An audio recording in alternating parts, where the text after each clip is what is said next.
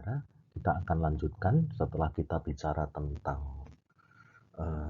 hak asasi manusia dengan berbagai macam pernik-pernik yang ada di dalamnya, termasuk pemahaman mengenai generasi hak asasi manusia. Sekarang cepat aja kita akan bahas soal negara dan konstitusi. Jadi kemarin kita bicara tentang warga negaranya, orangnya yang ada di dalam negara. Sekarang kita akan melihat organisasinya, di mana orang itu ada di dalamnya.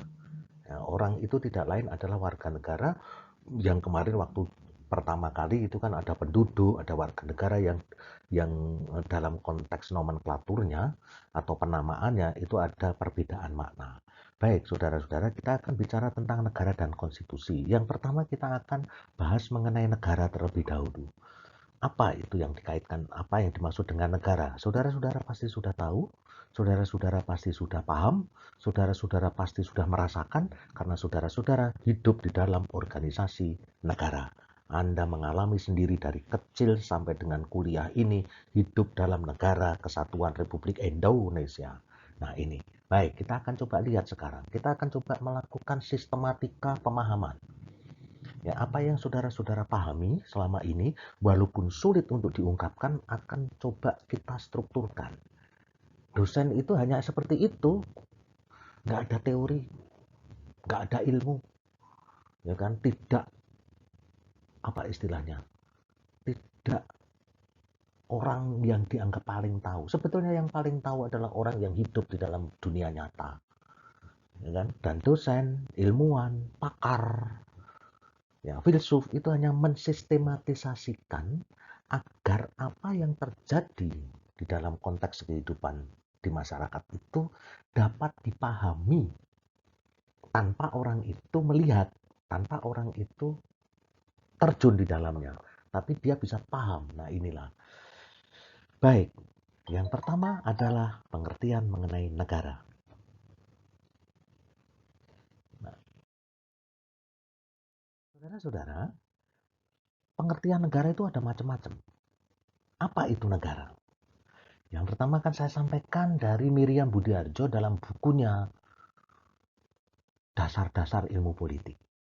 Ya, Dasar-Dasar Ilmu Politik Miriam Budiarjo itu mengatakan bahwa negara tidak lain adalah suatu daerah teritorial yang rakyatnya diperintah oleh sejumlah pejabat dan berhasil menuntut warga negaranya untuk mentaati perundang-undangannya melalui penguasaan monopolistis dan kekuasaan yang sah. Jadi kalau orang bicara tentang negara, maka orang bicara tentang apa? Pemerintah yang dijalankan oleh pejabat, ya kan? Dalam konteks hukum itu namanya pejabat, jadi organisasi pejabat gitu ya, itu konteks hukum. Tapi dalam konteks sosiologis itu adalah fungsi gitu ya. Kalau dibicara apa pejabat dengan fungsi, kalau fungsi itu tidak lain adalah berkaitan dengan sosiologis. Kalau pejabat itu fungsi yang distruktur hukumkan dan berhasil menuntut, ada tuntutan kepada warga negaranya, ada perundang-undangan, dan di dalamnya ada kekuasaan monopolistis karena memiliki kekuasaan yang sah. Dari mana kekuasaan yang sah itu? Ya sesuai dengan prinsip demokrasi, sesuai prinsip dengan kedaulatan rakyat. Nah ini, jadi suatu daerah teritorial. Jadi ada beberapa karakteristik kan, beberapa kata kunci. Yang pertama daerah teritorial, ada rakyatnya, ya kan, ada pejabat, ada perundang-undangan, ada kekuasaan yang monopolistis. Nah, ini diingat-ingat aja itu, ya, polanya seperti itu. Nah, kemudian saudara-saudara, kita akan coba lihat lagi.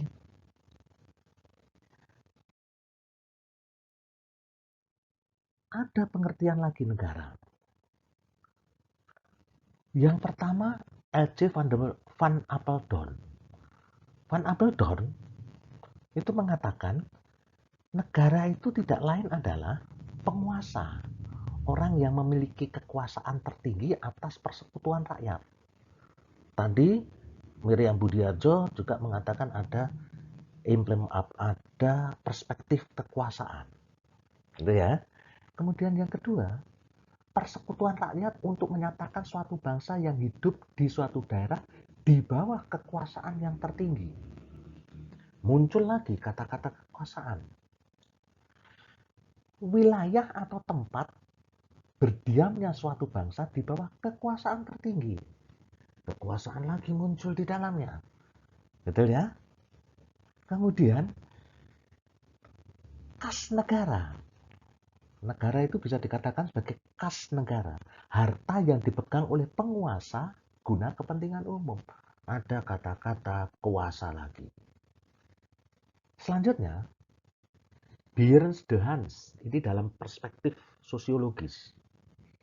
Dalam perspektif basic need, kebutuhan dasar. Nah, yang dimaksud dengan negara itu apa? Negara adalah lembaga manusia. Manusia yang membentuk negara. Manusia yang membentuk negara itu adalah makhluk perorangan, Individualism, dan sekaligus juga makhluk sosial, Gemeinschaftwesen. Manusia secara alami dalam dirinya ada keinginan, ada basic need untuk berorganisasi yang timbul karena dorongan dari dalam. Negara adalah bentuk berorganisasinya masyarakat bangsa. Meskipun masyarakat bangsa terbagi dalam kelompok-kelompok, negara membentuk kesatuan yang bulat dan mewakili sebuah cita. Een ide vertegenwoordigt. Nah ini saudara-saudara. Jadi Beresdahan melihat dari aspek basic need-nya. Setiap orang membutuhkan apa yang namanya berorganisasi. Nah ini dalam konstruksi beda lagi, tetapi maknanya hampir sama. Ya, maknanya hampir sama. Oleh sebab itu nanti di akhir pemahaman mengenai negara itu hanya bisa sedikit kok disimpulkan, itu bisa cuma sedikit. Selanjutnya saudara-saudara, kita akan coba lihat apa itu negara. Nah, ini menurut teori integrasi negara oleh C.F. Birch. Nah, C.F. Birch itu mengatakan begini. Integrasi negara itu dilalui dengan dua proses. Yang pertama disebut integrasi nasional, yakni proses menyatunya kelompok-kelompok masyarakat dalam bidang politik historis, sosiokultural, interaksi, transportasi komunikasi, dan ekonomi, sehingga menjadi kelompok yang lebih besar dari kelompok daerah, regional, tetapi bukan kelompok internasional, yang mempunyai identitas berbeda dari kelompok lain sesamanya. Nah, integrasi nasional ini disebut bangsa. Nah, kemudian integrasi yang berikutnya tidak lain adalah integrasi negara. Proses munculnya kelompok penguasa.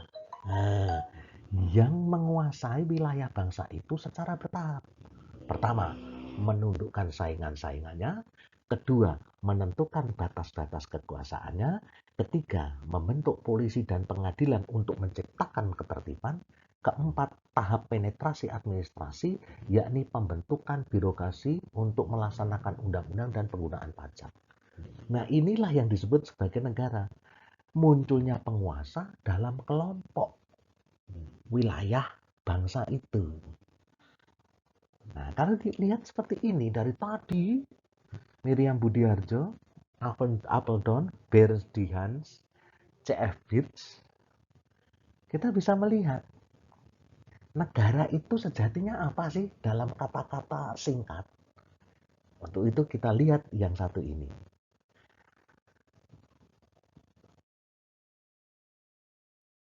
Dalam perspektif yang singkat, itu sebetulnya apa sih negara itu? Ya kan? Perspektif syaratnya itu apa sih yang pertama?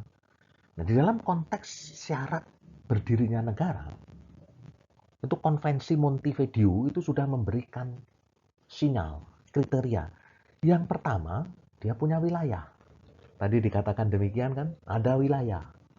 Yang kedua, dia mempunyai rakyat. Ya kan? Kita semua ini rakyat. Yang ketiga, itu memiliki pemerintahan yang berdaulat. pemerintahan itu tidak lain adalah kumpulan pejabat yang memiliki kekuasaan yang sah, karena itu dia berdaulat. Dan yang terakhir tidak lain adalah kemampuan berhubungan dengan negara lain. Kenapa saya kasih warna merah? Karena ini berkaitan dengan perspektif eksternal, syarat eksternal ketika dia mau berhubungan dengan negara lain. Ya, dia harus punya kemampuan. Tetapi syarat internal itu wilayah rakyat pemerintahan yang berdaulat. Yang penting itu, ya kan? Kemampuan berhubungan dengan negara lain itu adalah dimensi hukum internasional. Dan ini sebagai bentuk pengakuan secara de jure dalam pengertian internasional. Ada beberapa negara kecil, rakyatnya juga nggak jelas, cuma satu kotak aja di Basilika Santo Petrus, Roma, tapi dia adalah subjek hukum internasional karena dia mampu melakukan hubungan dengan negara lain, yakni Tata Suci Vatikan. Wilayahnya kecil, pemerintahannya yang berdaulat ya itu adalah Sri Paus. Rakyatnya, ya yang orang yang mengakui Paus sebagai pemimpinnya seperti saya. Rakyatnya itu tersebar di mana-mana. Ya kan? Rakyatnya itu tersebar di mana-mana. Dulu Paus Benediktus, kalau nggak salah Paus Benediktus ya, yang Wojtyla itu dari Polandia malahan. Tapi dia mempunyai kemampuan berhubungan dengan negara lain dan diakui. Maka di Indonesia ada Duta Besar Tata Suci Vatikan. Jadi yang terpenting negara itu syaratnya internal itu tidak lain adalah ada wilayah, ada rakyat, ada pemerintahan yang berdaulat. Dan oleh sebab itulah dalam kerangka Indonesia, maka tiga syarat ini, wilayah, rakyat, pemerintahan yang berdaulat, kemudian direpresentasikan. Besok kalau ngambil hukum tata negara, pas masuk dalam konteks pemilu, dalam pemilihan umum, kita itu kan memilih satu, anggota Dewan Perwakilan Daerah. Itu mewakili apa? Wilayah. Ya kan? Teritorial. Ya kan? Dipilih itu mewakili wilayah itu, anggota DPD. Yang kedua, memilih siapa? Dewan Perwakilan Rakyat. Mewakili siapa? Rakyat. Dalam perspektif politik. Maka muncullah DPR. Kita memilih DPR. Kemudian yang pemerintahan yang berdaulat, kita memilih siapa? Memilih presiden dan wakil presiden. Jadi pemilu yang tiga representasi ini diselenggarakan di Indonesia itu sebetulnya merupakan bentuk manifestasi dari syarat-syarat berdirinya negara yang internal. Ada wilayah diwakili oleh siapa? Dewan Perwakilan Daerah. Rakyat diwakili oleh siapa? Dewan Perwakilan Rakyat.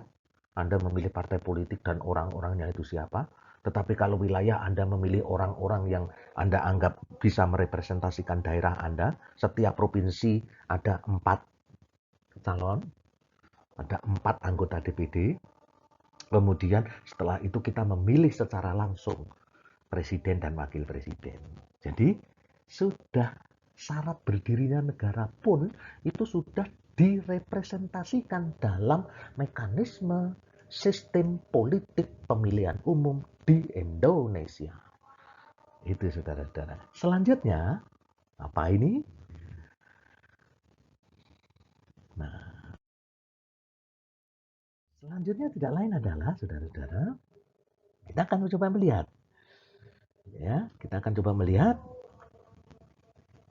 sekarang konstitusi negara. Apa itu konstitusi negara? Konstitusi itu, konsep konstitusi itu berasal dari kata istilah konstituer atau membentuk. Jadi kalau kita mempergunakan istilah ini, maka konstitusi itu membentuk negara dalam perspektif pengertian yang harafiah. Tapi sebetulnya sebelum ada konstitusi, negara itu sebetulnya sudah terbentuk. Konstitusi itu hanya memberikan penguatan. Tentang apa? Ya kalau dengan mempergunakan teori kontrak, itu tidak lain adalah teori kontrak sosial. Konstitusi itu adalah membentuk negara, ada kesepakatan-kesepakatan tinggi di sana, kemudian walaupun secara sosiologis negara itu bisa saja terbentuk. Kita ambil contoh. Kalau konstitusi itu membentuk negara, maka Indonesia itu dibentuk tahun berapa? Tanggal berapa? Tanggal 18 Agustus 1945. Iya kan? Karena konstitusi itu pada waktu itu ditetapkan untuk diberlakukan secara sementara oleh Panitia Persiapan Kemerdekaan Indonesia (PPKI) itu tanggal 18 Agustus. Padahal kita merdeka tanggal 17 Agustus. Peringatannya adalah ketika kita merdeka. Karena apa? Karena proklamasi itu norma pertama dari konstitusi. Nah itu saudara-saudara. Jadi konsep konstitusi memang berasal dari kata konstituer. Membentuk artinya. Ya kan? Tapi ini tidak bisa diterjemahkan bahwa kemudian ini membentuk negara. Nggak bisa. Karena sebelum ada konstitusinya pun suatu negara bisa sudah terbentuk. Ya kan? Nah ini. Artinya untuk membentuk suatu negara atau menyusun dan menyatakan suatu negara. Ya kan? Konstituer itu. Artinya untuk membentuk suatu negara atau menyusun suatu negara. Tapi dalam perspektif hukum. Anda lahir tahun berapa? Saya tahun 62. Tanggal 3 Juli 62. Tapi memperoleh status hukum sebagai Benediktus Sestu Ciptohandoyo ketika memperoleh akta kelahiran. Akta kelahirannya tidak mesti pas hari lahir itu. Ya kan? Itu hanya membentuk suatu negara dalam perspektif menyatakan secara hukum. Jadi ada de jure-nya. De facto-nya itu tidak lain adalah 17 Agustus 1945. Konstitusi adalah peraturan awal atau dasar mengenai pembentukan negara. Ya kan? Sering dianggap seperti itu.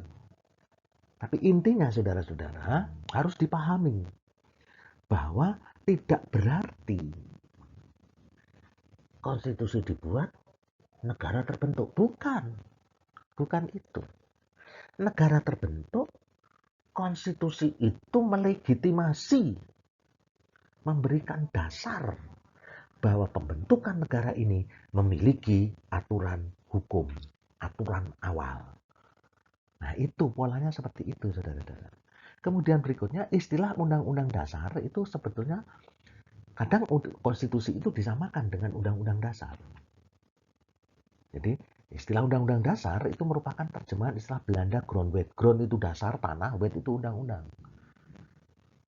Nah, ada perbedaan. Konstitusi itu nanti kalau dalam hukum tata negara, saudara-saudara, ada perbedaan. Perbedaan yang sosiologis dan perbedaan yang normatif yuridis. Nah, sekarang Anda memahami ini dulu aja. Intinya adalah konstitusi itu sebetulnya memberikan basic peraturan awal dasar mengenai bagaimana negara itu terbentuk. Terbentuk dalam arti organisasi di dalamnya itu apa saja. Tidak berarti dengan konstitusi itu kemudian negara Indonesia metungul. Metungul itu apa? Muncul. Enggak. Indonesia sudah terbentuk tanggal 17 Agustus 1945.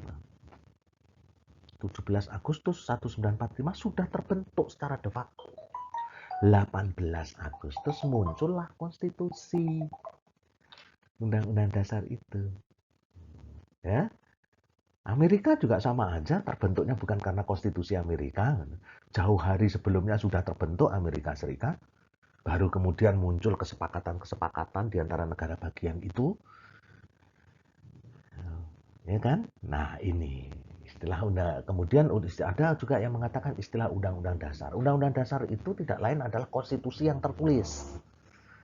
Ya kan? Sementara konstitusi itu lebih luas dari undang-undang dasar dalam teori nanti di dalam hukum tata negara atau teori konstitusi.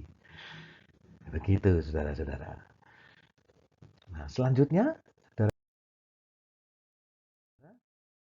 Kita akan coba lihat.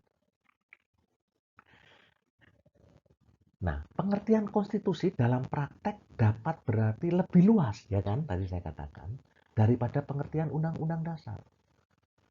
Tapi ada juga yang menyamakan dengan pengertian undang-undang dasar. Yang lebih luas itu orang melihat dari konstruksi sosiologis. Jadi semua kelumrahan kehidupan ketatanegaraan, semua prinsip-prinsip kehidupan ketatanegaraan yang memang diakui secara universal, umum, oleh semua negara, itu dianggap sebagai sebuah konstitusi. Contoh konkret, Undang-Undang Dasar 45 sebelum diamandemen, tidak ada satupun pasal yang menyatakan adanya pemilihan umum. Tidak ada. Coba Anda lihat nanti, buktikan. Undang-Undang Dasar 45 sebelum ada perubahan. Tidak ada satupun pasal yang menyebut bab atau pasal tentang pemilihan umum.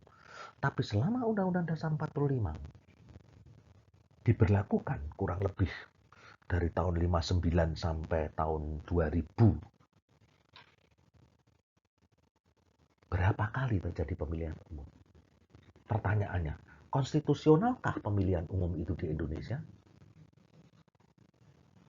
Ya, konstitusional, karena ini adalah kelumrahan di negara demokrasi. Itu saudara-saudara. Tapi juga ada yang menyamakan. Nah, konstitusi itu sama dengan undang-undang dasar. Nah, sama karena apa? Karena undang-undang dasar itu tidak lain adalah konstitusi tertulis. Itu saudara-saudara. Konstitusi juga dapat diartikan sebagai hukum dasar. Ya kan?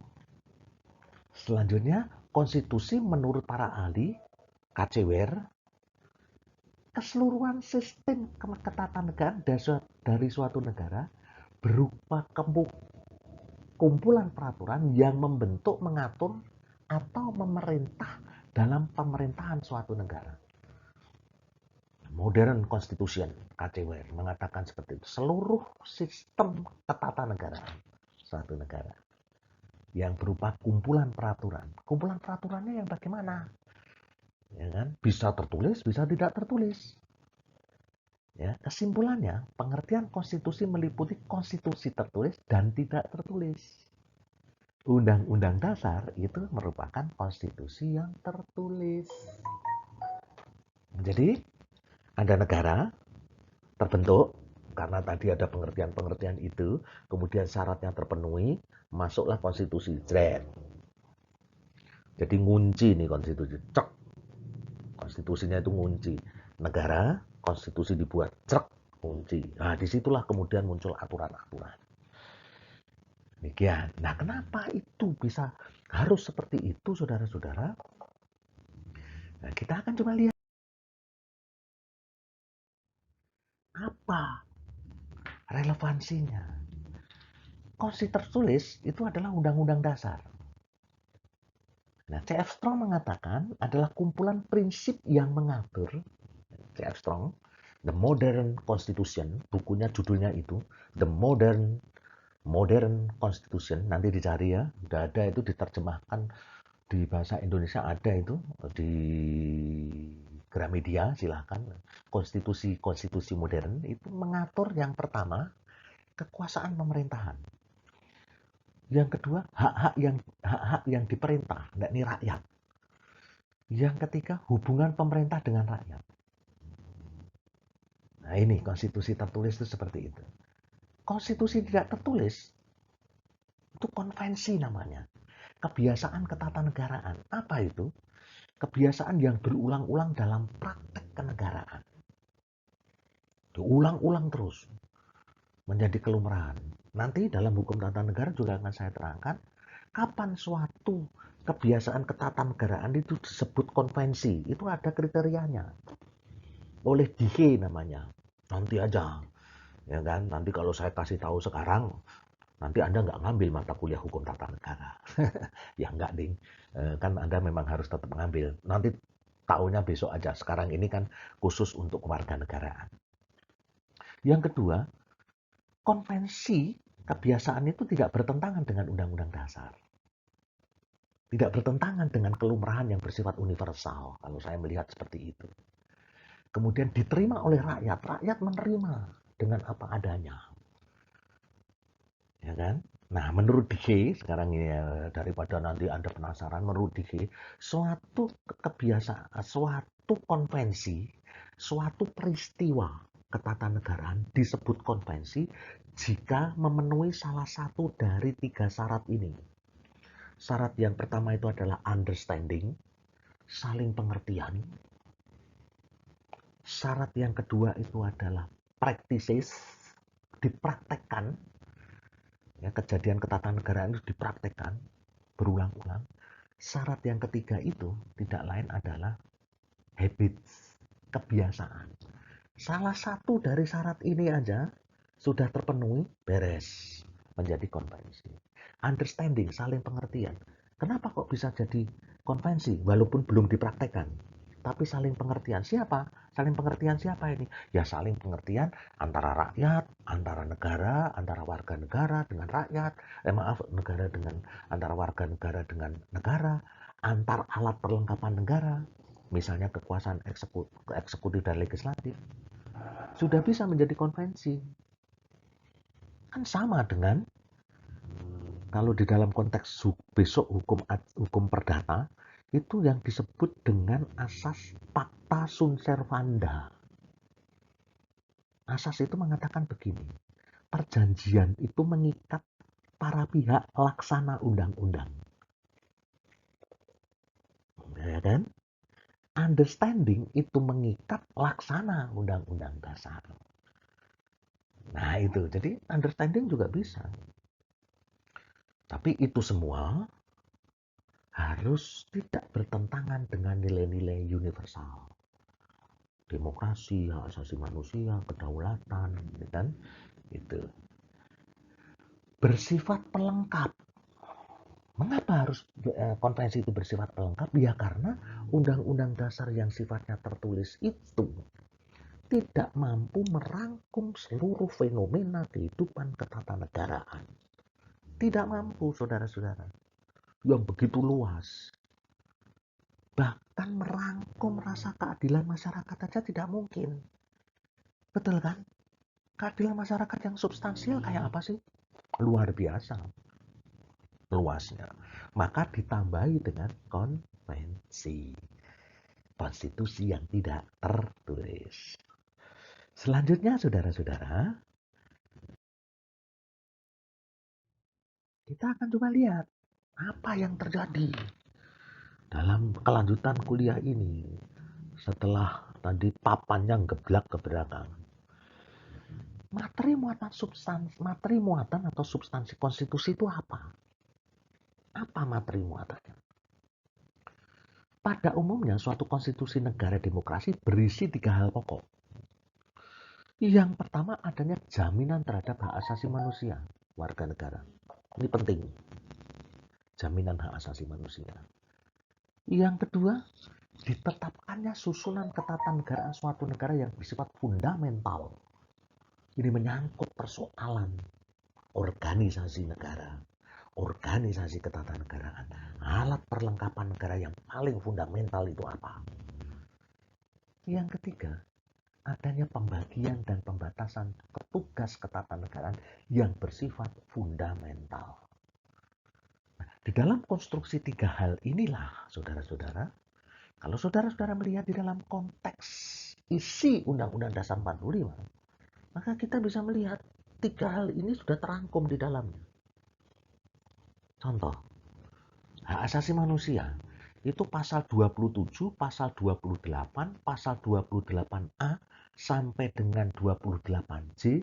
Nanti Anda periksa ya, pasal 29, pasal 30, pasal 31, pasal 32, pasal 33, pasal 34. Nanti Anda lihat sendiri itu hak asasi manusia itu. Kemudian berkaitan dengan susunan ketatanegaraan yang bersifat fundamental. Pertama, dasar negara dimasukkan di dalam pembukaan, tujuan negara dimasukkan dalam pembukaan, bentuk negara, bentuk pemerintahan dan sistem pemerintahan. Ya kan? Bentuk pemerintahannya bagaimana, sistem pemerintahannya bagaimana. Kalau kita melihat bentuk pemerintahannya berarti kita bisa melihat dalam konteks unitaris. Ya kan, negara kesatuan yang didesentralisir. Kemudian berikutnya yang tiga adalah pembagian. Pembagian yang sifatnya horizontal. Itu ada MPR, DPR, DPD, Presiden, BPK, MA, dan MK. Itu. Kemudian pemerintahan pusat dan pemerintahan daerah ada hubungan yang bersifat vertikal. Inilah tiga hal yang ada di dalam konteks konstitusi. Di samping ada substansi-substansi yang sifatnya sosiologis. Misalnya pembangunan ekonomi, meningkatkan kesejahteraan dan segala macam. Tetapi inti dari substansi konstitusi itu ya tiga ini. Jaminan hak asasi manusia, ditetapkannya susunan ketatanegaraan, dan pembagian atau pembatasan tugas ketatanegaraan. Itu saudara-saudara. Selanjutnya saudara-saudara, apa yang terjadi dengan pecahnya PPT ini? Ya, saudara-saudara. Nah, Miriam Budiarjo mengatakan setiap undang-undang dasar memuat ketentuan mengenai organisasi negara, misalnya pembagian kekuasaan antara badan legislatif, eksekutif, dan yudikatif, dan seterusnya, dan sebagainya, gitu. Hak-hak asasi manusia, gitu. Kemudian prosedur mengubah undang-undang dasar, ya kan? Ada juga itu nanti prosedurnya mengubah undang-undang dasar, dan ada kalanya memuat larangan untuk mengubah sifat tertentu dari undang-undang dasar. Jadi ada dilarang gitu ya. Misalnya pembukaan Undang-Undang Dasar 45 itu bisa diubah kecuali bentuk negara kesatuan. Untuk Anda sih coba lihat itu dalam amandemen pasal 37 kalau nggak salah itu, kalau ke belakang itu ya, pasal peralihan itu. Nanti lihat dalam Undang-Undang Dasar 45. Nah, nah selanjutnya kita akan coba lihat lagi kedudukan, fungsi, dan tujuan konstitusi itu apa? Yang pertama, konstitusi itu menempati kedudukan yang sangat penting dalam kehidupan suatu negara, yaitu yang pertama sebagai hukum dasar negara. Setiap peraturan perundang-undangan harus dapat dikembalikan kepada dasarnya, yaitu konstitusi. Yang berikut karena berisi aturan-aturan dan ketentuan-ketentuan tentang hal-hal yang mendasar dalam kehidupan suatu negara. Itu. Yang kedua, sebagai hukum yang tertinggi. Mendasar tapi juga tertinggi. Gitu. Apa artinya? Konstitusi lazimnya diberi kedudukan sebagai hukum yang tertinggi dalam tata hukum, sehingga aturan-aturan yang terdapat di dalam konstitusi secara hierarkis mempunyai kedudukan lebih tinggi, superior terhadap aturan lainnya. Di samping dia sebagai dasar, dia juga sebagai yang tertinggi. Sebagai dasar itu dipergunakan untuk ukuran makna isi dari peraturan perundang-undangan yang ada di yang akan dibentuk itu ya harus bersumber, harus memiliki basic konstitusi. Sebagai yang tertinggi, maka undang-undang yang terbawah ini tidak boleh melanggar peraturan perundang-undangan yang disebut konstitusi. Itu saudara-saudara. Selanjutnya saudara-saudara, nah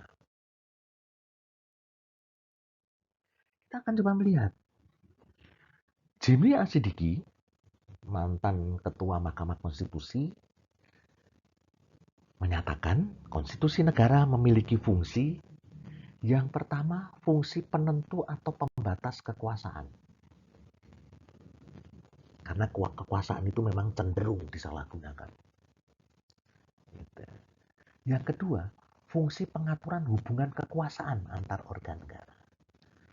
Yang ketiga, fungsi pengaturan hubungan kekuasaan antar organ negara dengan warga negara. Yang berikutnya, fungsi pemberi atau sumber legitimasi terhadap kekuasaan negara ataupun kegiatan penyelenggaraan kekuasaan negara. Sumber fungsi pemberi atau sumber legitimasi. Apa itu legitimasi? Kepercayaan, legitimate terhadap kekuasaan. Jadi kalau kekuasaan itu ternyata tidak sesuai dengan konstitusi, maka kekuasaan itu tidak dipercaya. Ya kan? Karena melanggar konstitusi.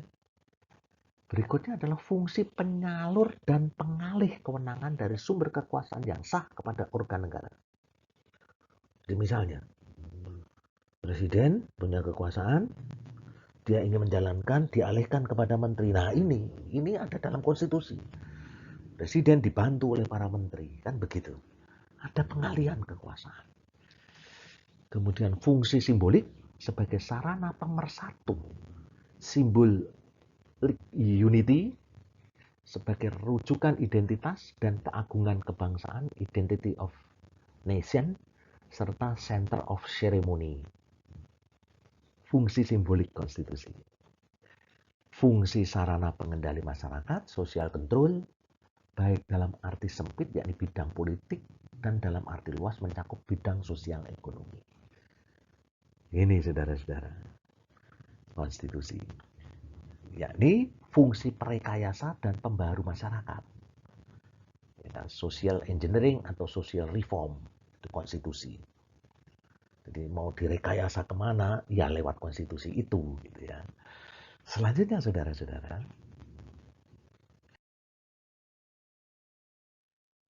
nah apa itu yang menjadi tujuan konstitusi? Tujuan konstitusi tidak lain adalah untuk memberikan pembatasan dan pengawasan terhadap kekuasaan.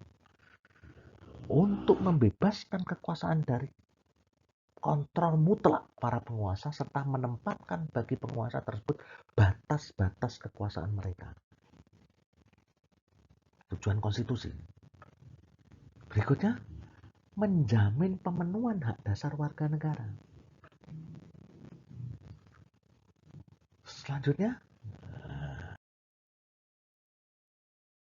kita akan lihat lagi. Nah, amandemen Undang Dasar 45 dan hasil-hasilnya. Kita akan coba lihat apa amandemen Undang-Undang Dasar 45. Dalam konteks amandemen Undang-Undang Dasar 45, amandemen itu artinya perubahan. Amandemen itu artinya melakukan perubahan. Mengamandemen artinya mengubah atau mengadakan perubahan. Istilah perubahan konstitusi menyangkut dua pengertian. Yang pertama, amandemen konstitusi perubahan yang dilakukan merupakan adendum atau mensisipkan dari konstitusi yang asli yang tetap berlaku. Sistem perubahan ini dianut oleh Amerika Serikat dan Indonesia. Jadi kalau Anda lihat Undang-Undang Dasar 45 itu kan ada pasal misalnya 18A, 18B gitu ya. Tapi pasal yang 18 ayat 1-nya itu masih tetap kemudian disisip-sisipkan. Itu namanya adendum. Menyisipkan ketentuan dari pasal-pasal asli. Ya, ke dalam pasal-pasal asli maksud saya, menyisipkan ketentuan baru ke dalam pasal-pasal asli. Tuh, itu adendum namanya. Kemudian pembaharuan konstitusi, perubahan yang dilakukan adalah baru secara keseluruhan. Yang berlaku adalah konstitusi yang baru yang tidak ada kaitannya lagi dengan konstitusi lama. Sistem ini dibagi di Belanda, Perancis, dan Jerman. Nah, perbarui gitu ya. Perancis itu sampai 5 kali. Republik kelima itu 5 kali perubahan atau perubahan undang-undang dasar di Perancis. Ya itu. Selanjutnya saudara-saudara, setelah tadi ini habis pecah, sekarang geblak kalau nggak salah. Nah, geblak kan? Geblak kan?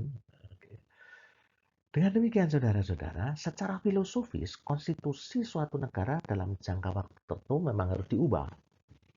Hal ini disebabkan perubahan kehidupan masyarakat, baik perubahan internal masyarakat maupun kehidupan eksternal di luar masyarakat, mengalami perubahan. Konstitusi sebagai landasan kehidupan bernegara harus senantiasa mampu menyesuaikan dengan perkembangan yang terjadi di masyarakat. Nah, ini penting. Jadi konstitusi itu ya bisa diubah. Tapi memang ada beberapa basic yang tidak dapat diubah dalam konstitusi itu. Misalnya, kalau di Undang-Undang Dasar 45 kan yang nggak bisa diubah adalah perubahan. Karena perubahan, maaf, yang tidak bisa diubah itu tidak lain adalah pembukaan Undang-Undang Dasar. Kemudian bentuk negara tidak bisa diubah. Saudara-saudara, kenapa kok pembukaan tidak bisa diubah? Ya karena pembukaan merupakan satu rangkaian general gentleman agreement bangsa Indonesia yang ditandatangani, yang disepakati oleh the founding fathers, yang merupakan kelanjutan dari proklamasi Undang-Undang Dasar 45. Proklamasi 17 Agustus 1945. Nah itu. Selanjutnya, amandemen Undang-Undang Dasar 45 dimaksudkan untuk mengubah dan memperbarui konstitusi negara Indonesia agar sesuai dengan prinsip negara demokrasi. Karena apa?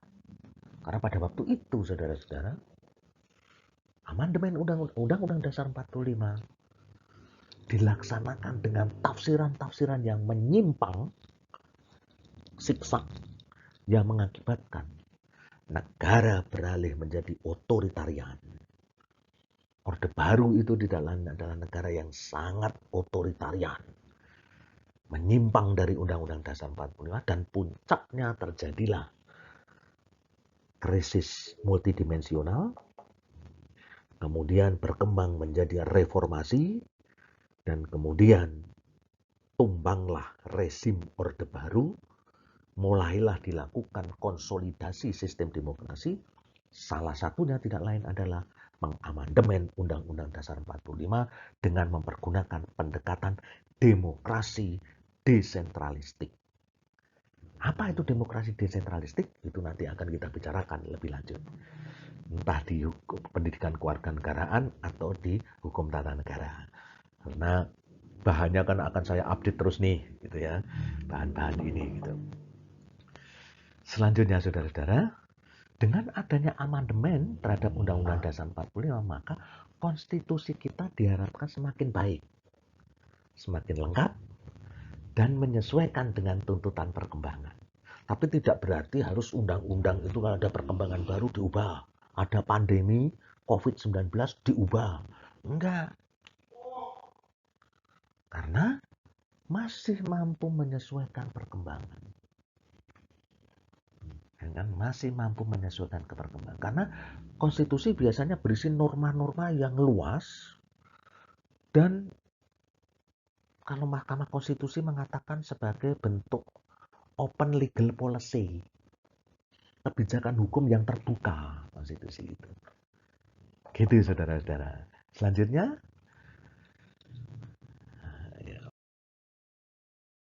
sah lagi, kita akan coba lihat ketatanegaraan Indonesia berdasarkan Undang-Undang Dasar 45 hasil amandemen itu bagaimana? Nah, setelah diamandemen, ketatanegaraan kita kayak apa? Ya kan? Nah, kita bisa melihat di sini. Tuntutan reformasi 98 adalah pertama, ini basic mengamandemen Undang-Undang Dasar 45 ya. Ini waktu itu Anda belum lahir, ya kan? Saya hanya ikut teriak-teriak, tapi nggak menjadi tokoh reformasi, saya nggak menjadi tokoh reformasi. Kalau saya mengatakan saya adalah tokoh reformasi itu omong kosong. Saya hanya ikut-ikutan. Ya ada demo ya lihat ikut, gitu. Ya kan? Itu aja. Tapi yang jelas saya mencatat. Catatan saya adalah waktu itu tuntutan reformasi tidak lain adalah pemerintahan yang bersih dari korupsi, kolusi, dan nepotisme, cabut 5 paket undang-undang politik, lakukan amandemen Undang-Undang Dasar 45, turunkan Presiden Soeharto, tolak dui fungsi ABRI. Waktu itu, gitu ya. Nah, kemudian setelah terjadi reformasi, Amandemen Undang-Undang Dasar 45 dengan mempergunakan adendum itu dilakukan sebanyak 4 kali. Dari tahun 99, tahun 1919 sebanyak 4 kali, dan kemudian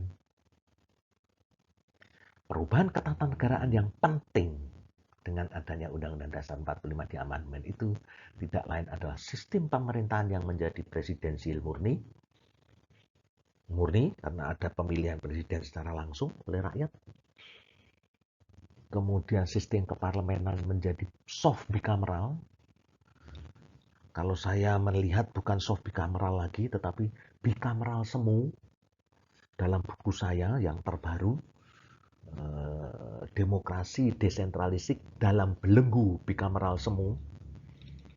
Jadi modelnya bicameral semu karena ada DPD, MPR terdiri dari anggota DPR dan anggota DPD. DPD punya kewenangan tapi kecil kewenangannya dan tidak signifikan sama sekali di dalam sistem ketatanegaraan Indonesia. Maka saya mengatakan bicameral semu. Kemudian seluruh anggota parlemen dipilih melalui pemilu.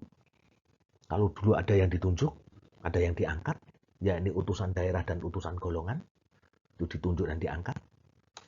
Kemudian desentralisasi dilaksanakan secara penuh di Indonesia menurut Undang-Undang Dasar 45. Tapi sekarang, ya kita bisa melihat, sekarang ini malah mengarah kepada resentralisasi. Harus diakui, jangan ditutup-tutupi lagi bahwa kita mengarah ke resentralisasi, kembali ke sentralisasi. Ya kan? Perizinan banyak yang ditarik ke tingkat pusat. Karena apa? Karena menghambat investasi. Otonomi daerah ternyata justru menimbulkan ekonomi biaya tinggi. Maka kemudian ditarik ke pemerintah pusat. Sehingga terus terang aja memang kalau kita melihat secara jernih, Undang-Undang Dasar 45 pasal 18, ya kan? Pasal 18 itu sudah pasal 18 dan pasal 18A itu sudah mengalami perubahan sejalan dengan politik pemerintahan Republik Indonesia. Itu saudara-saudara. Kemudian sistem multipartai diterapkan. Anda bisa melihat banyaknya partai di Indonesia. Setiap mau pemilu muncul partai baru. Setiap pemilu mau muncul partai baru. Sementara partai yang lama kadang-kadang mendelep, nggak bisa. Ya kan, nggak bisa eksis. Tapi kemudian muncul partai baru. Sistem multipartai diterapkan. Kemudian muncul lembaga-lembaga kenegaraan baru seperti DPD, Dewan Perwakilan Daerah, Mahkamah Konstitusi, dan Komisi Yudisial. Suatu lembaga yang dipergunakan untuk melakukan ikut menseleksi hakim agung serta menjaga dan menegakkan kehormatan hakim. Itu Komisi Yudisial. Selanjutnya saudara-saudara, ternyata